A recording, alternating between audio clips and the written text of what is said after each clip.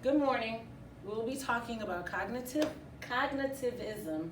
what it is, and how does it fit in with the four architectures of instruction. So cognitivism is a theory of learning that focuses on the role that your mind and thoughts play. A chronic analogy that comes across is that of a black box, information in, information out. And how is the learner processing that information? This theory was introduced in the 1950s as a response to the theory of behaviorism, which was just stimuli and response. You stimulate the learner, the response is the learning. Also using positive or negative reinforcements to shape the desired behavior or learning. Think Pavlov. Cognitivism says this may be true, but the learner is thinking, and what that learner is thinking is critical to what they are learning.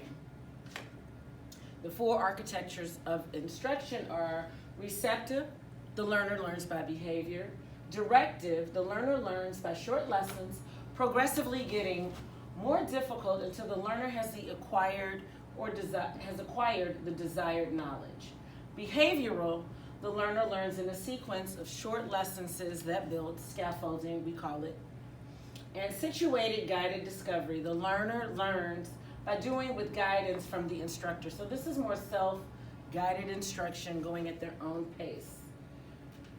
Cognitivism, as it relates to a receptive learner who learns by observing. If our learner is learning by observing, then what is he thinking while he observes? As it pertains to instructional design, the style of teaching is the oldest and assumes that the learner is a sponge. If you are a teacher, you know this is not true. A few caveats of this style is that the learner must be aware of his own limitations. So, as it relates to cognitivism, the learner has to be aware of, has he reached his tipping point of where he can't store any more knowledge? Or what does he remember? Or does he even understand what he is expected to know? The learner must also be aware of what he's learning. So if we are learning about cognitivism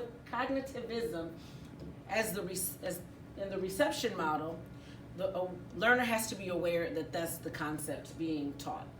And information overload can be a big problem with this architecture, meaning that when the student has reached his capacity to absorb new information, he has to be aware and let the instructor know that he's done for the day. Directive learning. The learner learns by short lessons, progressively getting more difficult until the learner has acquired the desired knowledge. So this is really close to behaviorism with the small lessons. In the article, Four Architectures of Instruction by Clark, this is also called exploratory architecture. Example she gave was the short lessons on tax law, where the learner, the accountant, would just go by heading, decide what he wanted to learn about, then learn and apply that new information. In this style, the learner has total control over what they are learning and receiving.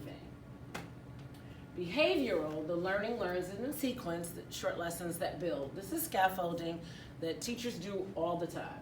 So the learner learns in a stimulus response environment, bottom up of information gathering. So when you ask a student a question, if the answer is correct, you move on. If the answer is incorrect, you regress and go back, either reteach, maybe ask the question a different way.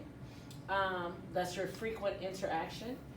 And this is the popular way that we learn in computer programming. So it's if you get the right answer, you go up. And if you get the wrong answer, you either redo or you go in a different direction.